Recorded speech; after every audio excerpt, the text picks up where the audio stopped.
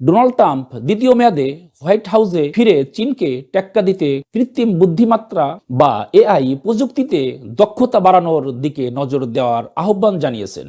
মার্কিন president Trump এক নির্বাহী আদেশের মাধ্যমে কৃত্রিম বুদ্ধিমত্তায় মার্কিন আধিপত্য বাড়ানোর আহ্বান জানিয়েছেন, যা দ্রুত বিকশিত যুক্তরাষ্ট্রের ক্ষেত্রে একটি নতুন নীতি নির্দেশনা দাবি করে। বৃহস্পতিবার হোয়াইট হাউসে স্বাক্ষরিত আদেশের অধীনে ট্রাম্প এআইতে মার্কিন আধিপত্য নিশ্চিত করার উদ্দেশ্যে 6 মাসের মধ্যেই একটি নতুন নীতি তৈরি করার জন্য একটি আভ্যন্তরীণ সংস্থা গোষ্ঠীকে আহ্বান জানিয়েছেন।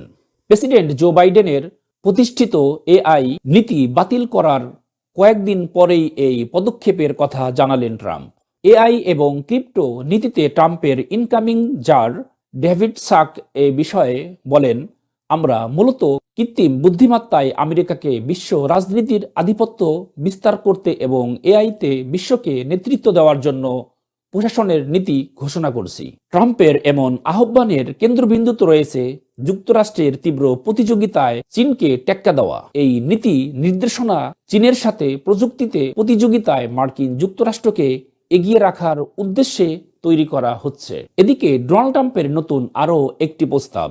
মার্কিন প্রেসিডেন্ট ডোনাল্ড ট্রাম্প বলেছেন, জর্ডান ও মিশরকে গাজার ফিলিস্তিনিদের আরও বেশি সংখ্যায় গ্রহণ করা উচিত। ইসরায়েলের হামাস বিরোধী যুদ্ধে সুষ্ঠু মানবিক সংকটের সমাধান হিসাবে তিনি এই প্রস্তাব দেন।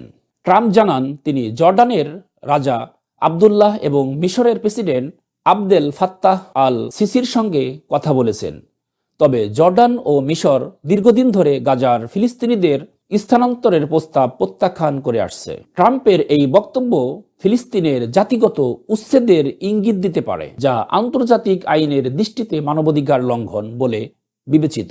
এটি ইসরায়েলের কিছু কট্টরপন্থী রাজনৈতিকদের গাজা দখল করার পরিকল্পনার একটি অংশ। ফিলিস্তিনি 200 বন্দীর বিনিময়ে মুক্তি দেওয়া হলো 4 ইসরায়েলি সেনাকে। শনিবার হামাসের মাধ্যমে মুক্তিপ্রাপ্ত 4 নারী সেনা ইসরায়েলে ফিরেছেন। এই বন্দি বিনিময় প্রক্রিয়ার মাধ্যমে ইসরায়েলি প্রতিরক্ষা বাহিনী আইডিএফ এবং হামাসের মধ্যে একটি নতুন সমঝোতার সূচনা হয়েছে। স্থানীয় সময় রোববার বেলা 11:15টায় যুদ্ধবিরতি কার্যকর হয়। এর আগেও প্রথম দফায় 3 ইসরায়েলি বন্দী মুক্তি দেওয়া হয়েছিল। ফিলিস্তিনি বন্দী মুক্তির প্রতিক্রিয়ায় গাজার বহু বাসিন্দা তাদের জিনিসপত্র গুছিয়ে নিয়ে নেটজারিমের বাইরে যাত্রার জন্য প্রস্তুত হয়েছে। আইডিএফ জানিয়েছে, বন্দি বিনিময় সম্পন্ন হলে গাজার নেটজারিম করিডোর থেকে ইসরায়েলি বাহিনী সরে যাবে। ডেমোক্রেটিক রিপাবলিক অব কঙ্গোতে সংঘর্ষ। ডেমোক্রেটিক রিপাবলিক অব কঙ্গোতে বিদ্রোহী 13 গোষ্ঠীর সঙ্গে সংঘর্ষে জাতিসংঘের 13 বিদেশি শান্তিরক্ষী নিহত হয়েছেন। নিহতদের মধ্যে 9 জন দক্ষিণ আফ্রিকার এবং বাকি 3 জন মালাউইয়ান ও 1 জন উরুগুয়ের সেনা। ফরাসি প্রেসিডেন্ট ইমানুয়েল ম্যাক্রো বলেছেন, সহিংসতা বন্ধ করার জন্য তিনি DR কঙ্গো এর রুয়ান্ডায় নেতাদের সঙ্গে কথা বলেছেন। জাতিসংঘ সমস্ত প্রয়োজনীয় কর্মীদের গোমা থেকে সরিয়ে নিচ্ছে। রুয়ান্ডার সেনারা কঙ্গোর সীমান্তে জড়ো হচ্ছে এবং কঙ্গোতে হামলা চালানোর প্রস্তুতি নিচ্ছে। গোমা দখলে রুয়ান্ডার সেনারা M23কে সহায়তা করেছে বলে অভিযোগ উঠেছে।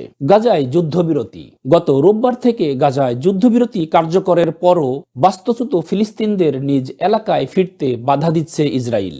আইডিএফ গাজার বাসিন্দাদের সতর্ক করে দিয়েছে যেন তারা নেটজারিম করিডোর দিয়ে ফেরার চেষ্টা না করে। ইসরায়েলি প্রধানমন্ত্রী কার্যালয় জানিয়েছে, তারা গাজার বাসিন্দাদের উত্তরে ফেরার অনুমতি দেবে না যতক্ষণ না হামাস বেসামরিক ইসরায়েলি বন্দী আরবেল ইয়েহুদকে মুক্তি দেয়। আইডিএফ এর মুখপাত্র কর্নেল অভিসাই আদ্রয়ে জানিয়েছেন, নেটজারিম করিডোরে এখনো ইসরায়েলি সেনারা মোতায়েন রয়েছে।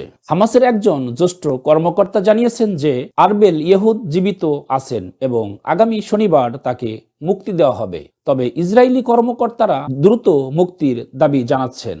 সুদানের দারফুর অঞ্চলে এল শারে ড্রোন হামলায় নিহত 67 জন।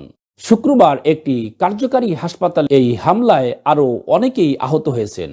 স্থানীয় সূত্র জানিয়েছে, RSF এবং সেনাবাহিনীর সংঘর্ষে হাসপাতালগুলোতে নিয়মিত হামলা চলছে। এল ফাশারের একমাত্র অস্ত্রোপচার সুবিধাসম্পন্ন হাসপাতাল ধ্বংস হতে চলেছে। এই পর্যন্ত এই সংঘাতে হাজার হাজার মানুষ নিহত এবং 1,20,00,000-এরও বেশি মানুষ বাস্তুচ্যুত হয়েছে। শরণার্থী শিবিরগুলোতে শুরু হয়েছে দুর্ভিক্ষ।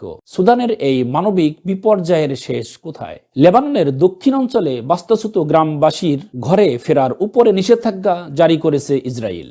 শনিবার সামাজিক যোগাযোগ মাধ্যমে এক্স ইসরায়েলি সেনাবাহিনী এই ঘোষণা দেয়। ইসরায়েল জানিয়েছে সীমান্তবর্তী সেবা থেকে মানসুরি পর্যন্ত গ্রামগুলি কেউ ফিরতে চাইলে তা ঝুঁকিপূর্ণ হবে। রোববার ইসরায়েলি সেনা প্রত্যাহারের সময়সীমা শেষ হলেও চুক্তি বাস্তবায়নে লেবাননের ব্যর্থতার অভিযোগ তুলে ইসরায়েল তাদের অবস্থান বজায় রাখবে বলে জানিয়েছে। এলাকার মানুষ কি আবার ফিরে যাবে তাদের বসতভিটায়? গাজায় যুদ্ধবিরতি সত্ত্বেও ইসরায়েলকে 2,000 পাউন্ডের শক্তিশালী বোমার চালান ছাড়লেন ডোনাল্ড ট্রাম্প। এয়ারফোর্স ওয়ানে সাংবাদিকদের সঙ্গে কথা বলার সময় ট্রাম্প নিশ্চিত করেন, ইসরায়েলের দীর্ঘদিনের অপেক্ষা শেষ করে বোমাগুলো ছাড়ার নির্দেশ দিয়েছেন তিনি। তার ভাষায় ইসরায়েল এগুলোর জন্য অর্থ প্রদান করেছে। এর আগে গাজায় হামলার কারণে এই চালান আটকে দিয়েছিলেন সাবেক প্রেসিডেন্ট জো বাইডেন।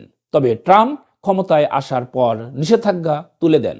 ইসরায়েলের হাতে বোমা, শান্তির ভবিষ্যৎ কোথায়? আফগানিস্তানের তালেবান নেতাদের ধরিয়ে দিতে পুরস্কারের হুমকি দিলেন মার্কিন পররাষ্ট্র মন্ত্রী মার্ক রুবিও।